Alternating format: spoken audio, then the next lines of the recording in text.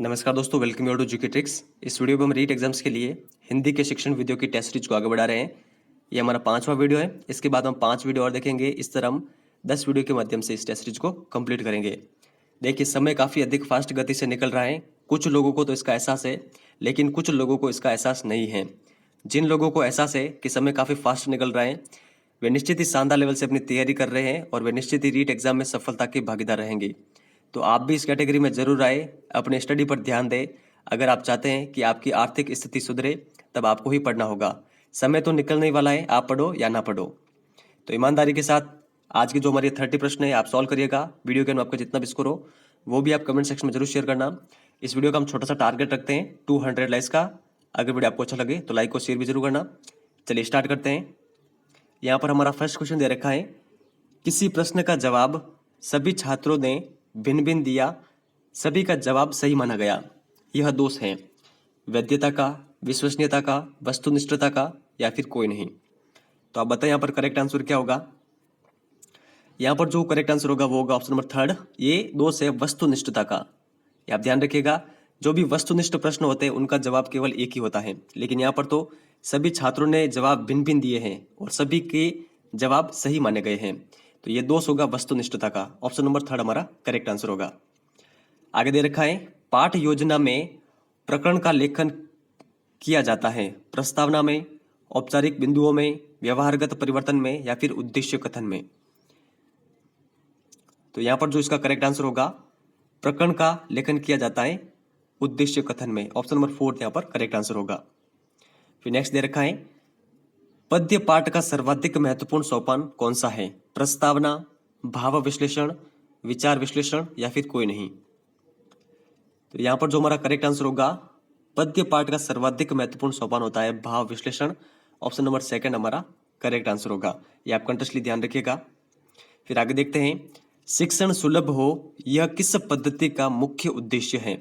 परंपरागत पद्धति, निर्बाध पद्धति, पाठ्य पुस्तक पद्धति या फिर कोई नहीं। तो यहां पर जो हमारा करेक्ट आंसर होगा वो होगा ऑप्शन नंबर 2 निर्बाध पद्धति। तो ये भी आप ध्यान रखिएगा। फिर आगे देखते हैं, बीएस ब्लूम द्वारा दी गई मूल्यांकन प्रणाली के तत्व हैं शिक्षण उद्देश्य, पाठ्यक्रम व शिक्षण अनुभव, शिक्षण उद्देश्य पुस्तक व मूल्यांकन, शिक्षण उद्देश्य अधिगम अनुभव व मूल्यांकन या फिर कोई नहीं। तो यहाँ पर करेक्ट आंसर क्या होगा आप बताएं। यहाँ पर जो इसका करेक्ट आंसर होगा वो होगा ऑप्शन नंबर 3। तो ये आप ध्यान रखिएगा, ये तीनों तत्व मूल्यांकन प्रणाली के बताए थे बीएस ब्लूम ने, शिक्षण उद्देश्य, अधिगम अनुभव और मूल्यांकन। आगे दे रखा है, निम्न में से रचना शिक्षण की विधि नहीं है? प्रवचन प्रणाली, निर्देशन प्रणाली, भाषा संसर्ग प्रणाली या फिर प्रश्नोत्तर प्रणाली। तो यहां पर जो हमारा करेक्ट आंसर होगा, रचना शिक्षण की विधि नहीं है, ऑप्शन नंबर 3 भाषा संसर्ग प्रणाली। तो ये आप ध्यान रखिएगा कंटेस्टली। नेक्स्ट आगे दे रखा है, राष्ट्रीय शिक्षा नीति कार्य योजना कब बनी? 1948, 1950, 1966 या फिर 1968। तो यहां पर जो इसका करेक्ट आंसर होगा वो होगा ऑप्शन नंबर 4 1968 में। फिर नेक्स्ट आगे देखते हैं, वर्ण उच्चारण शिक्षण में किसका नियमित प्रशिक्षण होता है? श्रवण इंद्रियों का, स्पर्श इंद्रियों का, स्वर तंत्र का या फिर कोई नहीं। तो यहां पर जो इसका करेक्ट आंसर होगा वो होगा ऑप्शन नंबर 3 स्वर तंत्र का। तो ये आप ध्यान रखिएगा। फिर आगे देखते हैं, क्रियाशीलता का सिद्धांत किस नाम से जाना जाता है? अभ्यास सिद्धांत, स्वाभाविकता का सिद्धांत, बहिमुखी सिद्धांत या फिर कोई नहीं। तो यहां पर इसका जो करेक्ट आंसर होगा वो होगा ऑप्शन नंबर 1 अभ्यास सिद्धांत। तो ये आप ध्यान रखिएगा। फिर नेक्स्ट आगे देखते हैं, द्रुत पाठ शिक्षण का क्या उद्देश्य है? वाचन में गति, मौन वाचन, वाचन में प्रभावशीलता या फिर कोई नहीं। तो यहां पर जो इसका करेक्ट आंसर होगा वो होगा ऑप्शन नंबर 1 वाचन में गति। आगे देखते हैं, शैक्षणिक निदान की निम्न में से कौन सी विधि नहीं है? मेडिकल टेस्ट विधि, देखो और कहो विधि, साक्षात्कार विधि या फिर अभिलेख विधि। तो यहां पर जो हमारा करेक्ट आंसर होगा, शैक्षणिक निदान की जो विधि नहीं है वो है देखो और कहो विधि। ऑप्शन नंबर 2 यहां पर करेक्ट आंसर होगा। फिर आगे देखते हैं, व्याकरण शिक्षण की किस प्रणाली को विकृत रूप से सुग्गा प्रणाली भी कहते हैं? ये क्वेश्चन रीट एग्जाम में आया हुआ है। तो आप बताएं यहाँ पर करेक्ट आंसर क्या होगा। सहयोग प्रणाली, निगमन प्रणाली, पाठ्यपुस्तक प्रणाली या फिर अव्याकृति प्रणाली। तो इसका जो करेक्ट आंसर माना गया था वो माना गया था ऑप्शन नंबर 3 पाठ्यपुस्तक प्रणाली। तो ये आप ध्यान रखिएगा। नेक्स्ट आगे देखते हैं, हिंदी शिक्षण के भावात्मक उद्देश्य के अंतर्गत कौन सी बात शामिल है? भाषा तत्व का ज्ञान प्राप्त करना, विषय वस्तु का ज्ञान प्राप्त करना, भाषा और साहित्य में रुचि लेना या फिर कोई नहीं। तो आप बताएं यहाँ पर करेक्ट आंसर क्या होगा?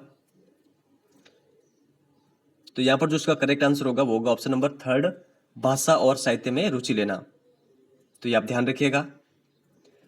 रूपरेखा शिक्षण पद्धति संबंधित है कहानी शिक्षण से, नाटक शिक्षण से, रचना शिक्षण से या फिर कोई नहीं।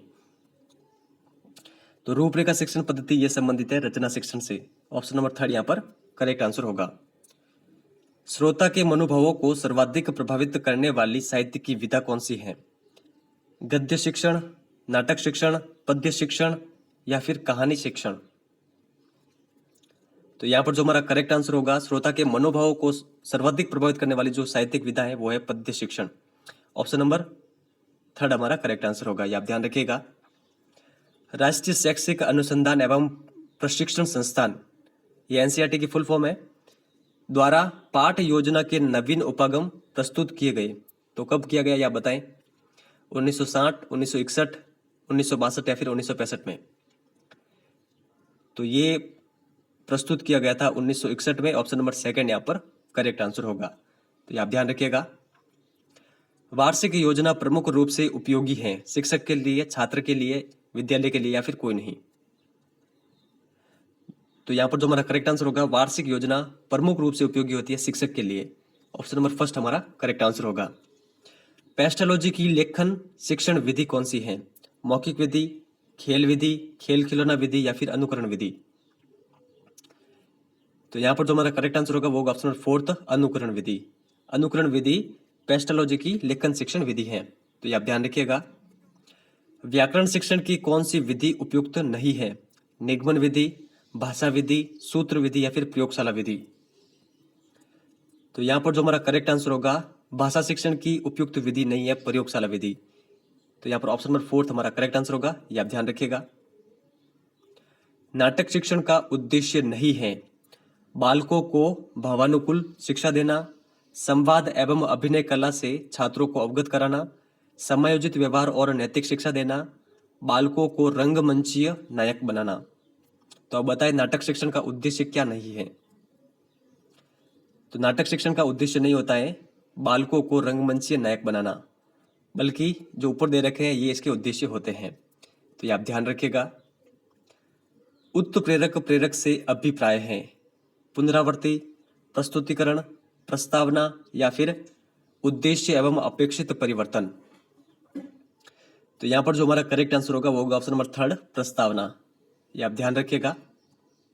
आगे देखते हैं, व्याकरण शिक्षण की सरल एवं सुग्राह्य विधि कौन सी है? निगमन विधि, पाठ्यपुस्तक विधि, आगमन विधि या फिर खेल विधि। काफी इंपॉर्टेंट प्रश्न है, आप बताएं यहाँ पर करेक्ट आंसर क्या होगा? यहाँ पर इसका जो करेक्ट आंसर होगा वो होगा ऑप्शन नंबर 3 आगमन विधि। तो ये आप कंटेस्टली ध्यान रखिएगा। फिर आगे देखते हैं, चित्रों पर प्रश्न करके रचना शिक्षण देना कौन सी विधि है? वाक्य विन्यास विधि, प्रश्नोत्तर विधि, खेल विधि या फिर चित्र रचना विधि। तो यहां पर जो हमारा करेक्ट आंसर होगा वो होगा ऑप्शन नंबर 4 चित्र रचना विधि। तो ये आप ध्यान रखिएगा। खेल खेल में भाषा की आंतरिक शिक्षा दी जाती है ध्वनि साम्य विधि में, साक्षरी विधि में, प्रश्नोत्तर विधि में या फिर सामूहिक पाठ विधि में। तो यहाँ पर जो हमारा करेक्ट आंसर होगा वो होगा ऑप्शन नंबर 2 साहचर्य विधि में, जो कि मारिया मोंटेसरी के द्वारा दी गई थी। इसमें ही खेल खेल में भाषा की जो प्रारंभिक शिक्षा दी जाती है। तो ये आप ध्यान रखिएगा। चिंतनात्मक पठन के लिए शिक्षण का कौन सा सोपान उपयुक्त होगा? आदर्श वाचन, अनुकरण वाचन, सस्वर वाचन या फिर मौन वाचन। तो यहां पर जो हमारा करेक्ट आंसर होगा वो होगा ऑप्शन नंबर 4 मौन वाचन। तो ये आप ध्यान रखिएगा। बालक के सर्वांगीण विकास की जांच किस विधि द्वारा की जाती है? परीक्षण, मापन, मूल्यांकन या फिर सभी। तो बालक के सर्वांगीण विकास की जांच की जाती है मूल्यांकन से। ऑप्शन नंबर 3 हमारा करेक्ट आंसर होगा। गृह कार्य का सबसे बड़ा लाभ क्या है? छात्र को पढ़ाई में व्यस्त रखना, आत्मविश्वास लाना, विषय वस्तु को आत्मसात करना, या फिर बच्चों में स्वाध्याय की आदत का विकास करना। तो आप बताएं यहाँ पर करेक्ट आंसर क्या होगा। तो गृह कार्य का जो सबसे बड़ा लाभ है वो होता है बच्चों में स्वाध्याय की आदत का विकास करना। तो यहाँ पर ऑप्शन नंबर 4 हमारा करेक्ट आंसर होगा। तो ये आप ध्यान रखिएगा। आगे देखते हैं, उपचारात्मक शिक्षण का महत्व है गलतियों का पता लगाने में, छात्रों की समस्या को दूर करने में, विषय की स्पष्टता लाने में, या फिर कोई नहीं। तो उपचारात्मक शिक्षण का महत्व होता है छात्रों की समस्याओं को दूर करने में। ऑप्शन नंबर 2 हमारा करेक्ट आंसर होगा। ये आप ध्यान रखिएगा। आगे देखते हैं, नैदानिक एवं उपचारात्मक शिक्षण की प्रक्रिया कब तक चलती रहनी चाहिए? जब तक छात्र चाहे, जब तक अध्यापक चाहे, जब तक विद्यालय में समय मिले, जब तक छात्रों की कमजोरी दूर ना हो। तो यहाँ पर जो इसका करेक्ट आंसर होगा, जब तक छात्रों की कमजोरी दूर ना हो तब तक के लिए नैदानिक और उपचारात्मक शिक्षण की प्रक्रिया चलती रहनी चाहिए। तो यहाँ पर ऑप्शन नंबर 4 करेक्ट होगा। ये आप ध्यान रखिएगा। और हमारा लास्ट क्वेश्चन दे रखा है, गद्य शिक्षण की विधि है अभिनय विधि, अर्थबोध विधि, खंड काव्य विधि, या फिर नाटक विधि। आपका जितना भी स्कोर आए वो आप कमेंट सेक्शन में जरूर शेयर करें। तो यहाँ पर जो हमारा करेक्ट आंसर होगा, गद्य शिक्षण की विधि है अर्थबोध विधि। ऑप्शन नंबर 2 हमारा करेक्ट आंसर होगा। तो ये आप ध्यान रखिएगा। तो फ्रेंड्स, ये था हमारा वीडियो आपको कैसा लगा है? अगर अच्छा लगा है तो लाइक और शेयर जरूर करें। चैनल पर नए हैं तो चैनल को सब्सक्राइब जरूर करें। अपने अधिक से अधिक फ्रेंड को सजेस्ट भी जरूर करें इस टेस्ट सीरीज के बारे में। चलिए फ्रेंड्स, इस वीडियो में इतना ही है। धन्यवाद।